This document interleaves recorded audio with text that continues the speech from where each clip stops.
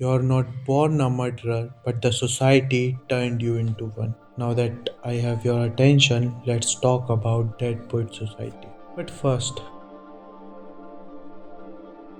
because the film is not about poetry. For that, let me tell you a story.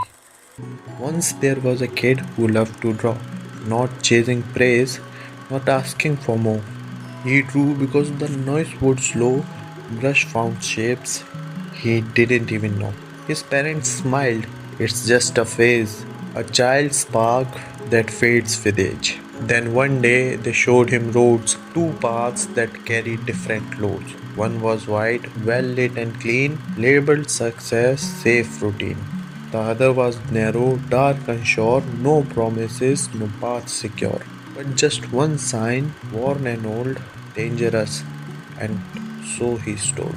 So he chose the road they praised the most, the only one walked by ghosts. But there was a toll before he passed. A silent booth, a question asked. The man inside didn't want his pay, he wanted the artist put away. Leave the artist, the man explained. You won't survive if he remains. His parents said, be strong, don't stall. Never look down, don't feel at all. Years went by, his pace was fast until one day he looked at last.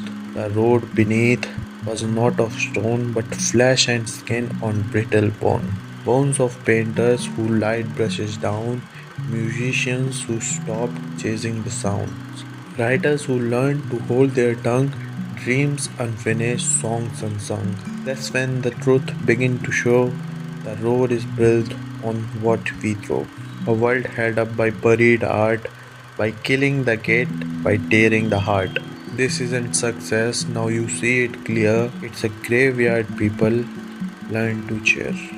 It's not failure, it's design, because dead poets lie beneath his spine.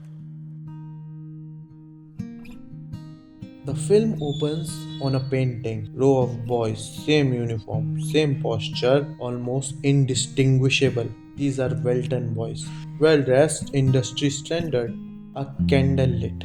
A flame passed from one teacher to student to carry the same flame forward and not to let them create their own light. Then comes the four pillars of Welton Academy: tradition, honor, discipline, excellence. These are not just values, these are mechanisms of control. Tradition signifies obedience. Do what has always been done. Honor, it signifies expectations to carry the weight of what others want you to be. Discipline, it signifies control. It means to stay within the permitted boundaries. Excellence, it signifies uniformity. Success only counts as success if it looks the same for everyone. Welton is not a school, it is a factory for socially acceptable lives.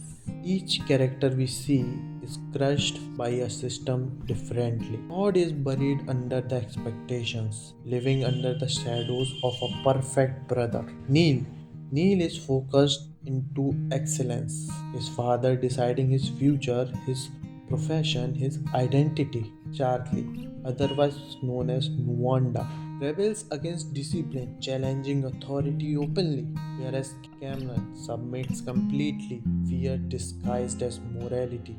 Knox is trapped by tradition, told when to love, what to feel, and when to grow up. None of them are free, they are just confined in different ways. And the director has done some fabulous work. He has often showed the parallels between natural and man made spaces, signifying natural as freedom and man made spaces as confined. We see the rigid routine, no creativity, no difference. Each teacher follows the same standard. Then enters Keating, whistling. Guess what? Just like a word. Immediately, the film introduces visual language: nature versus institution, movement versus stillness, freedom versus control. Keatings tell them about carpe diem, how seizing the day means to live. He tells them poetry is meant to be felt, not measured. He makes them rip out measurement scale of poetry. And guess what the first page is? understanding poetry, signifying poetry only comes from heart. When we abandon conformity, then only true poetry can be born. Then he introduces the boys with counterpillars poetry, beauty, romance, love. These are exact parallels of Welton's pillars. Poetry means voice, beauty means expression, romance means passion, and love means identity. These are not ideals, these are human needs.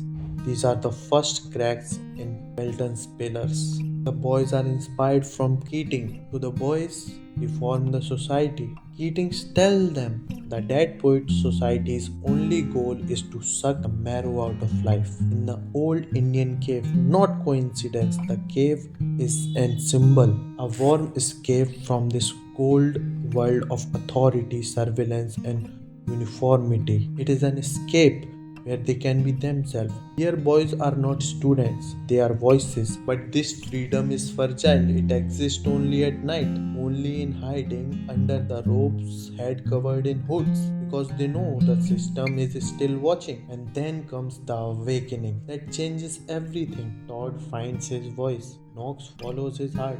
Charlie becomes Nuwanda, renaming himself, painting his face like a warrior.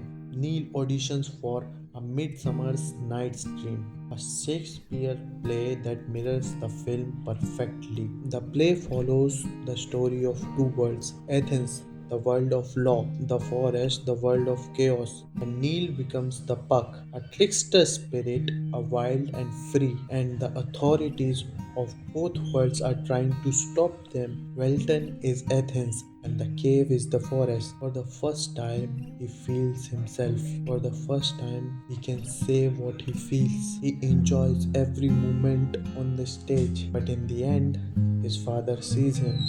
Neil's father only sees disobedience, not joy, not talent, not identity, but a child who's trying to disobey them.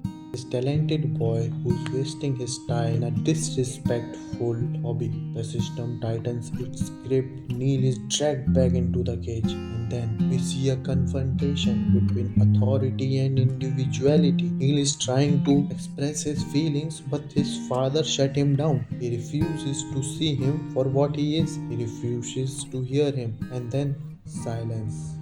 Then we see a shot of Neil's father's sandals. This shot is very important because as we see he manages his sandals in a very organized way. This signifies the authority he holds in this house. Everything is in the place that he wants. Everyone does what he wants. And then the shot cuts to Neil's room. On his bed are his already made clothes. But Neil had enough. He had tasted freedom and now this house is suffocating him. So he takes off his clothes, opens the window. It is snowing outside. The air is very chill, but still it's better than the suffocating air of his father's house, which is trying to choke him. He leaves barefoot, searching for the key of his cage, and he finds it. Then we see a shot of painting of Master Charles William Lambton, or the Red Boy, by Sir Thomas Lawrence.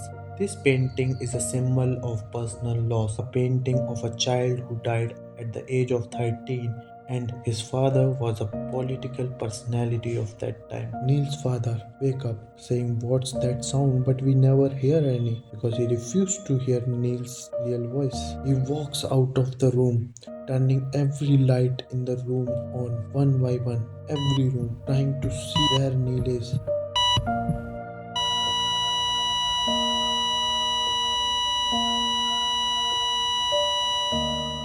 It's too late. Here, light represent awareness. He only searches when there is nothing to found. The house is fully lit, but is still morally blind because his father never saw him for what he was, and he never will. Neil pulled the trigger, but the society fired the shot because the film isn't about the act. It's about everything that led to it. But the institution never learns. Blame is redirected. Responsibility is outsourced. Cameron betrays the group not because he is evil, but he is afraid. The target is painted on Keating's. The factory resumes operation, but there is something different this time because some gears have changed shape. The groups aren't falling into the place, and the scene comes. Keating comes to collect his things, and Todd breaks down. We see the boys, one after another, standing on their desks saying, "Captain, my captain." This is not a victory, but a promise. They are still trapped, but they have seen the world from a different point of view that changes everything, signifying, "Sir, we see the different world now. We have tasted freedom and the bonfire in our heart, wildfire. No pillars or no institution will ever take our identity away from us. We will never kill the poet inside us." And this is poetry. The Dead Poet Society is not about rebellion, it's about what society demands you to sacrifice to belong. And the tragedy is most people comply. And what better way to end this video about Dead Poet Society than a poetry itself? I was born a rough, unshaped stone, edges sharp, shape unknown. But the world came with chisels, smiling like craftsmen, stabbing their bristles, saying, "Let us smooth you into a shape you should be." Each strike took a corner of me. A dream here, a desire there, until my glee flee, until the floor was covered in pieces that was once belonged to the person that I could have been. In the end, I stood polished, perfectly shaped, just like others, fully aped.